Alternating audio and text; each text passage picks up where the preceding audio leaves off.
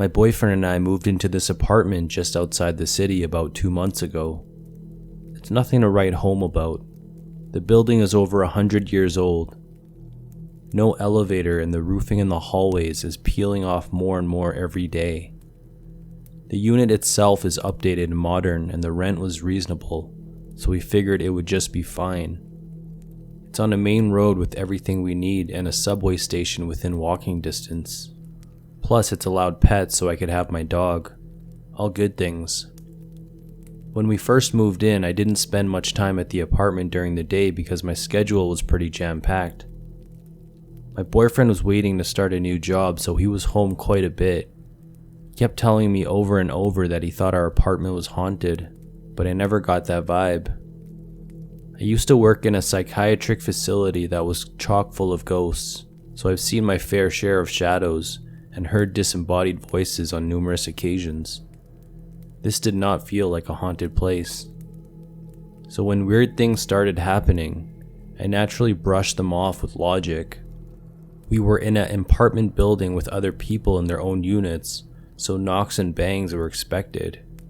When stuff started falling off shelves and counters, I attributed it to an uneven floor. The TV going haywire must just be cables or connection. We just moved in, the TV needs time to adapt too, I suppose. The curtains in the shower started moving on their own, so they must be from a draft, even though the windows are sealed shut since we are on the top floor. A couple weeks in, I would randomly feel something touch the back of my head. The first time it happened, I was laying on my side in the bedroom. I figured it was a pillow or some other thing in the bed, even though I was laying on top of the covers completely still, except for my fingers which were scrolling my phone. The second time it happened, I was standing in the kitchen filling up a glass of iced tea. This time it must have been a bug. The third time, I felt a tap on the back of my head. I was sitting on my sofa, as I am now, trying to get the TV to listen to the remote. I brushed it off, no use in upsetting myself. Then came the problems with my dog. I was sitting on the couch with him one evening while my boyfriend was out with some friends. My dog suddenly shot up and began staring at the corner of the ceiling in my living room, towards where the bathroom is. After a few seconds, he started to lowly growl at the ceiling. I tried to nudge him to get him to focus off of that area, but he would not budge. He just kept growling at the ceiling. I was getting more freaked out, so I distracted him with some treats and he stopped. I took a video of my dog doing this and sent it to a friend who suggested that there may be mice or a bird that could have landed on the roof and set him off. Although I still didn't feel right because my dog had never done that before and definitely was not prone to growling, I kept brushing it off as just that, something he could hear but I couldn't. Another day I came home early in the afternoon. I was startled when I heard someone call from the living room saying, "Oh, hello." My boyfriend had just started his new job. I was not expecting him to be home. I called back out, "Oh, hey, I'm home early." At this point, I also noticed my dog had not run up to greet me. As I was taking my shoes off, I asked, "Where's Max?" My boyfriend did not answer. I figured he had his headset on as he does when he is gaming. I walked through the living room doorway expecting my boyfriend to be sitting on the couch, but no one was there. Next, I checked the bedroom. No one. The bathroom? Empty. No one was in my apartment. I found my dog hiding under the bed, something he only does during thunderstorms or when a neighbor is setting off fireworks, but it was a sunny afternoon. Why was my dog hiding under the bed? I grabbed a knife from the kitchen and searched my apartment, but I found no one.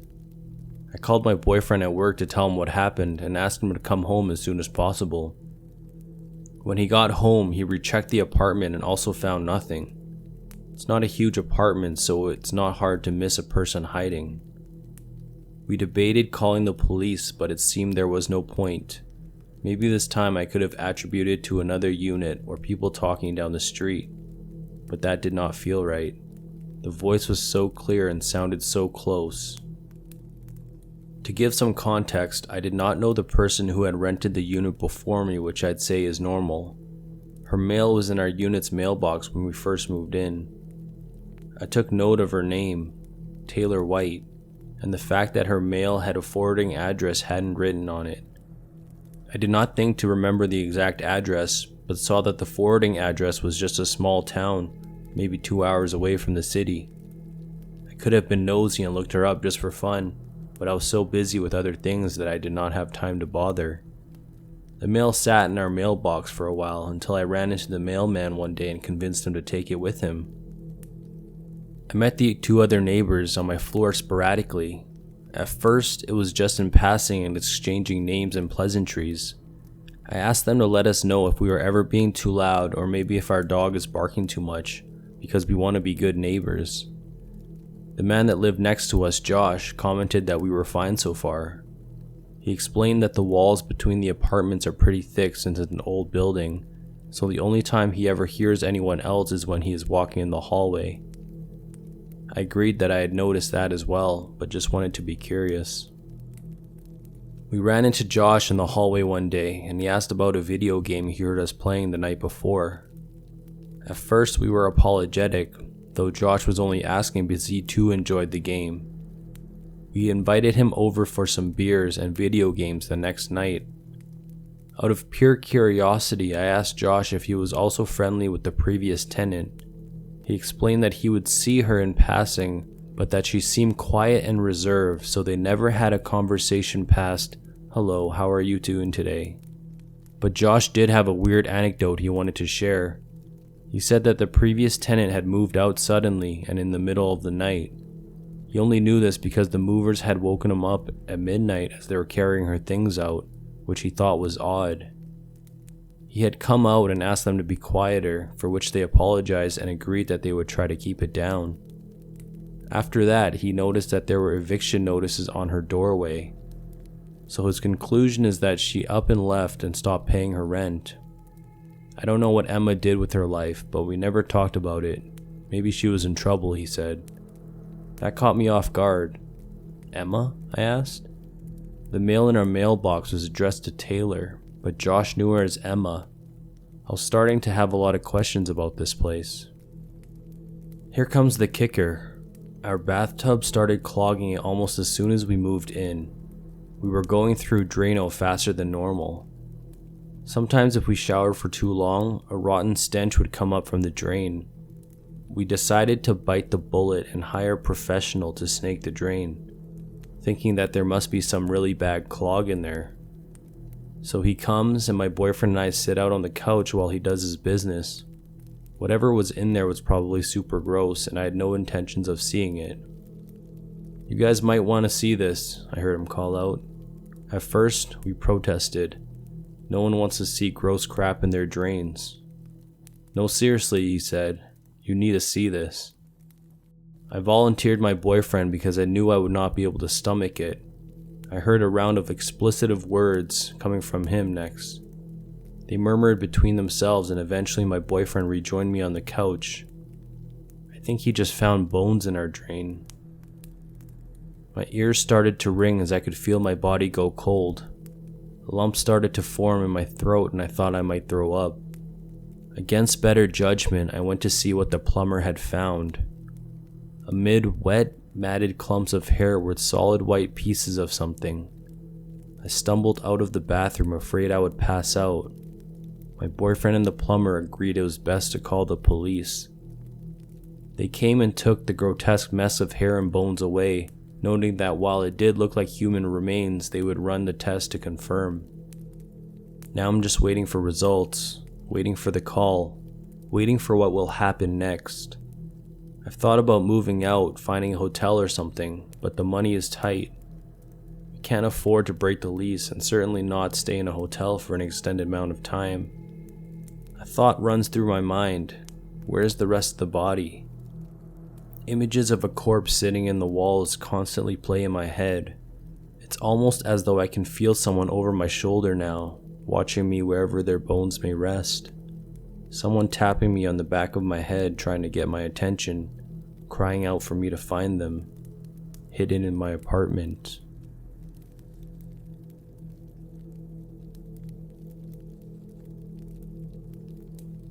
Something in my house keeps opening doors while I sleep.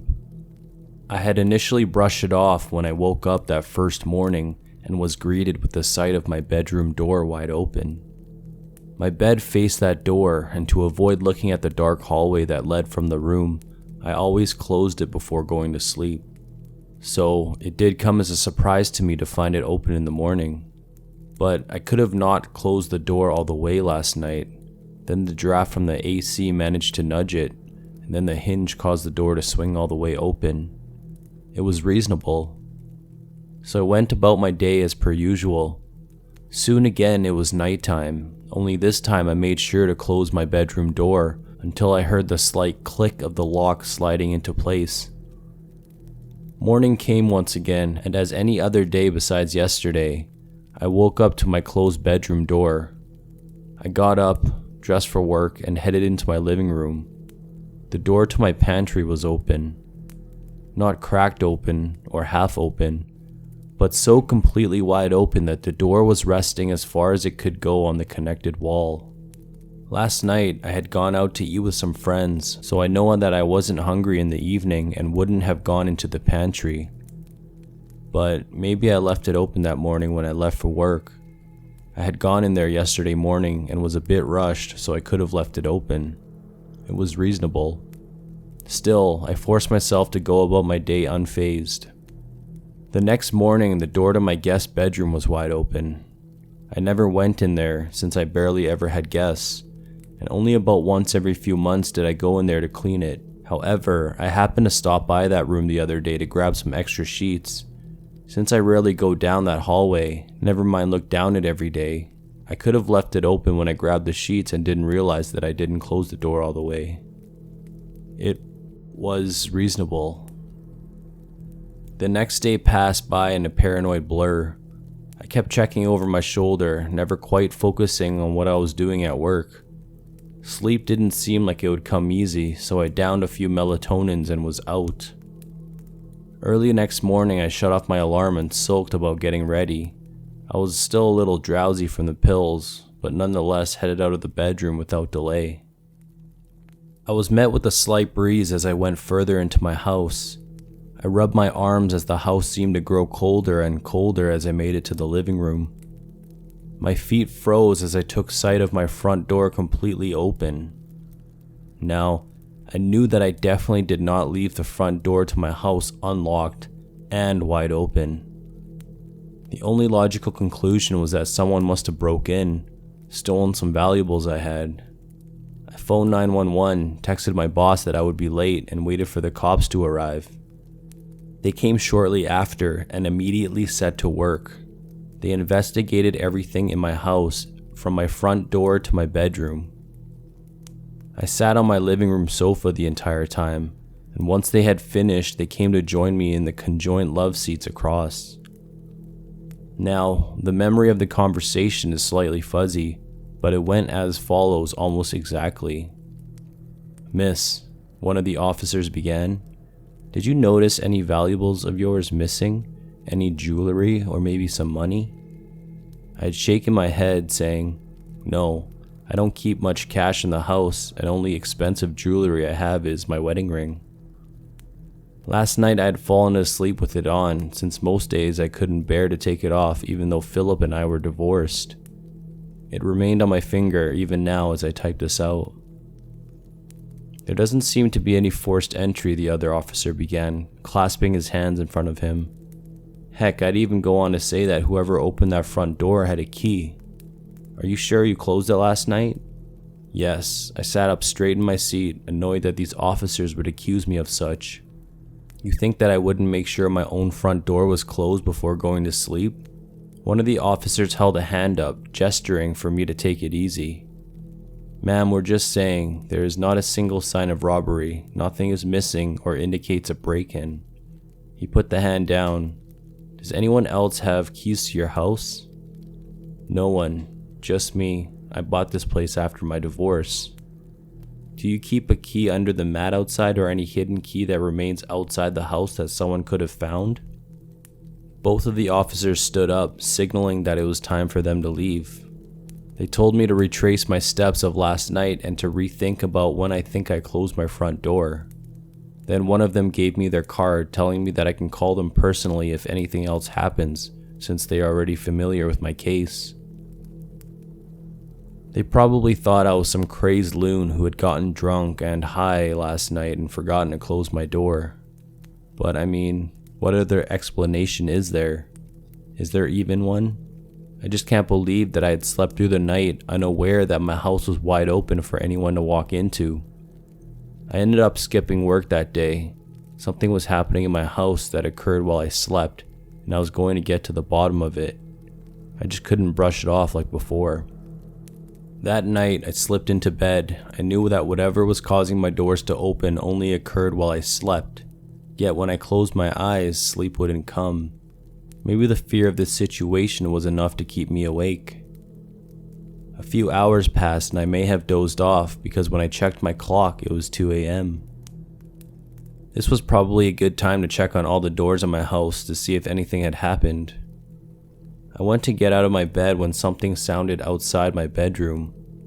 It was the slightest creak of a door opening. I froze, my eyes locked on my bedroom door, my body refusing to move. It's probably just the AC nudging a door open. Soft, padded footsteps sounded in the hallway from my bedroom, thumping ever so precisely. They got louder up to the point I feared what sized being would produce that loud of footsteps on carpet. The footsteps continued, increasing in proximity when I heard them outside my bedroom. Someone was in my house. This someone must have been the one opening the doors, keen on the idea of tormenting me.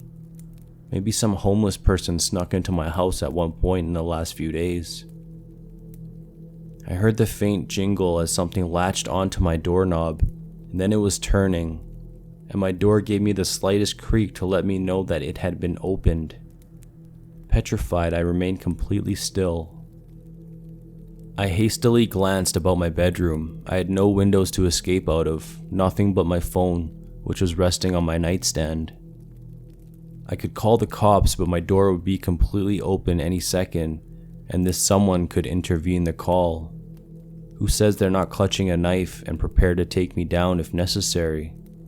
This person has been about my house already while I sleep, and I figured if I pretended to be asleep, they should just leave me alone just as they did the previous nights.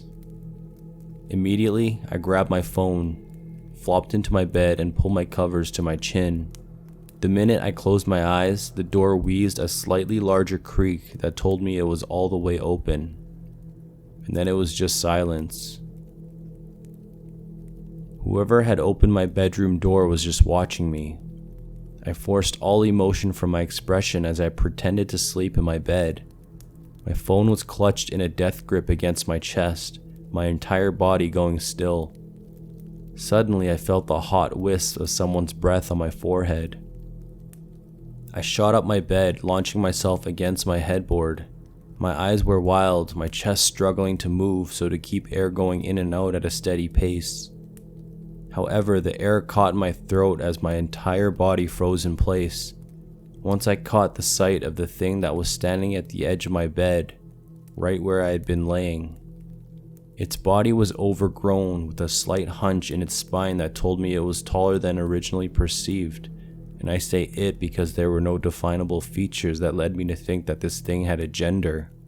Sure, its body looked humanoid, with 2 arms and 2 legs, but those limbs were long and gangly, with neither arm being of equal length to the other. Its skin was wrinkled in some places, such as around its wrists and chest, but other places it looked stretched out, as if the skin there was being tightly pulled against its bones. Its eyes were 2 holes gouged into its head, deep and sunken in. No eyeballs nor eyelids to showcase how this thing could even see. Above the eye holes was a thin layer of greasy hair strands, dark in color, contrasting to this thing's pale and malformed skin, and below all of that on its face was a thin and dried out mouth, one that slowly stretched into a tight grin, revealing its set of black and decaying teeth. I opened my mouth to scream, but no sound came out. My eyes were frozen on this thing. creature took a step forward, its legs bumping against the side of my bed. It moved one of their arms backwards before they violently swung it forward. Their clawed hands intended to make purchase in me. I managed to flatten myself out against the headboard, avoiding its swipe. My breath caught in my throat when I waited for them to do so again, since it had missed me the first time. As predicted and uncoordinatedly, the thing swung its arms exactly the same as before. My earlier assumption was correct. This thing, with its sunken-in holes for eyes, must have been blind. I let a ragged breath escape my lips, relieved that I had major advantage over this thing. But the second the breath left my lips, the thing's head snapped up to my exact location, and without a beat, it bent down on its misshapen legs and launched itself at me. By a mere second, I managed to roll over on the bed and hit the floor. I didn't waste another moment and began running, heading straight into my living room. The thing was right behind me, chasing me without so much of a hint of hesitation. It barreled through everything in my house, knocking over my coffee table and a lamp in its desperation to catch me. I sprinted to my front door, which of course was closed now.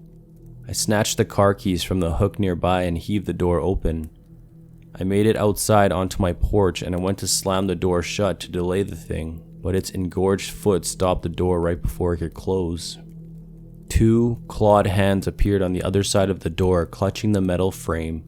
Desperately, I still attempted to close the door when I felt the true strength of this thing as it began to push the door back open. It was way stronger than me, easily opening the door back up despite my opposing force. Quickly, I decided that it was a lost cause, abandoning it, and I dashed to my car. Then I began driving and didn't stop until I was a few hours out of town. The fear in my spine didn't lessen until I stopped by a motel and bought a room for the night. Even now, as I sit in this motel typing away into this website, I pray that someone here knows what to do. I've concluded that the thing must have been living in my house all the time, maybe in my guest room, maybe in my backyard, or maybe even squeezing itself under my bed while I slept. But it must have been looking for me, and each door it left open was an attempt to locate me. The only reason it never found me until now was due to its blindness. It had to be. Otherwise, I would be dead now the first night it was in my bedroom. I don't know if that thing is following me, or if it can. I don't know that when I do manage to go to sleep, if I'll awake to it standing before me. My motel door wide open. I don't know. And that's what scares me the most.